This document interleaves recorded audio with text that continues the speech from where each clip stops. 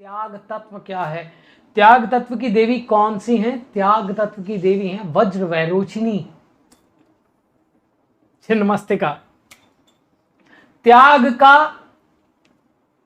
सजीव जो आपको पिक्चर्स में दिखता है, सजीव ही है वो, आपकी आंखों के सामने तो वो जीव ही है, सजीव है। तो वज्र वैरोचिनी, वज्र का अर्थ क्या है? हार्ड। विरोचन का अर्थ क्या है? इसके बारे में मैं इसलिए ज्यादा बोल रहा हूं क्योंकि मैंने इसके बारे में बहुत कम बोला है। विरोचन कौन? विरोचन का अर्थ क्या है? ये जो आकाश में कड़कती हुई बिजली है, उससे जो घर्षण क्रिएट होता है, जो बादल टकराते हैं और घर्षण क्रिएट होता है और ऊर्जा उत्पन्न होती है, वह विरोचन ही कही जाती है। वज्र का अर्थ है तीव्र, शक्तिशाली।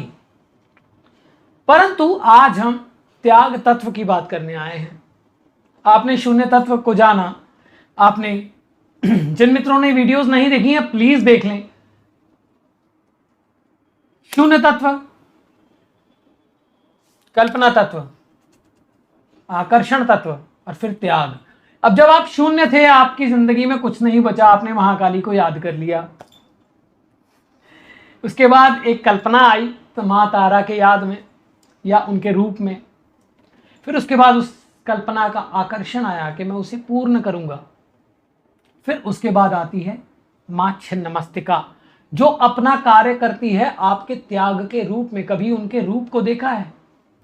छिन्नमस्तिका का अर्थ है अपना गर्दन कटा हुआ।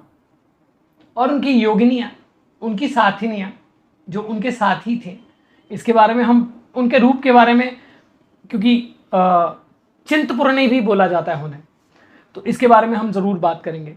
ये 9 बहनों में सबसे छोटी मानी जाती हैं और सावन के मेलों में बहुत सारी वीडियोस हैं जिसमें कि बाकी बहनें इनसे मिलने आती हैं।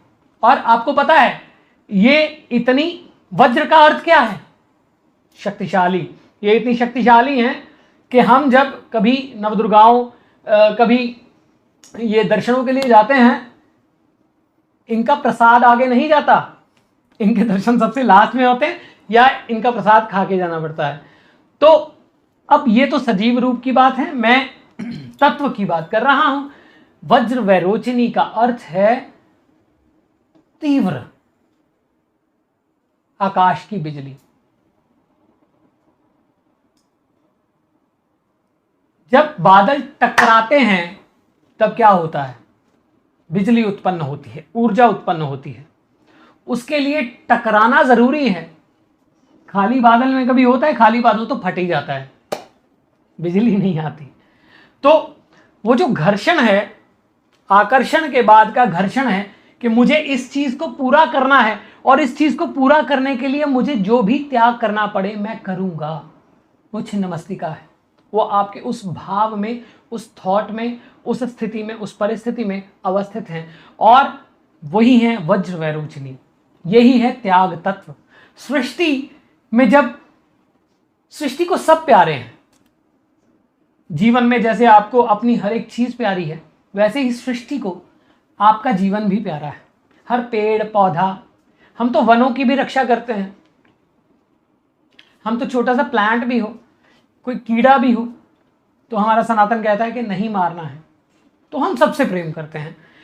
चाहे आपने सुना होगा वो कहानी कि एक बिच्छू था और एक संत थे, वो डंक मार रहा था, बाहर आता था और वो डाल देते थे, फिर वो डंक मार रहा था, फिर वो डाल देते थे, फिर वो डंक मार रहा था, फिर वो डाल देते थे।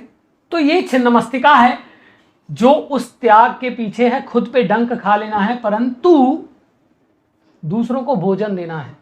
सृष्टि में जो भी होता है, जो उस त्याग के बिना नहीं होता, उस त्याग तत्व के बिना नहीं होता।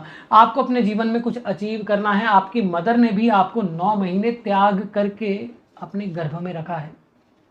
जब आप गर्भ से उत्पन्न हुए थे तो उस मां की पीड़ा और उस मां का सुख कोई नहीं जान सकता।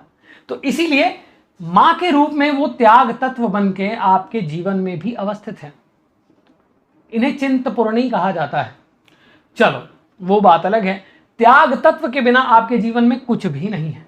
और अगर आप त्याग नहीं करते हो, कहते हैं ना early to bed and early to rise makes a man healthy wealthy and wise, ये बड़ी इससे मतलब डिस्कनेक्टेड सी बात लगती है, परंतु अर्ली टू बेड, भाई मुझे व्हाट्सएप करना है, मुझे चिट चैट करना है, मुझे सब करना है।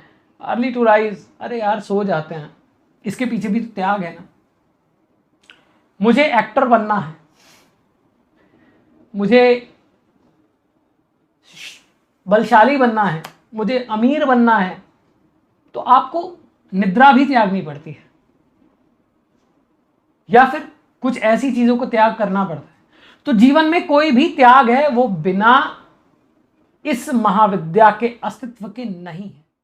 इनफैक्ट मैं ये कहूंगा कि इनके कारण ही त्याग है, और यही त्याग के तत्व में है।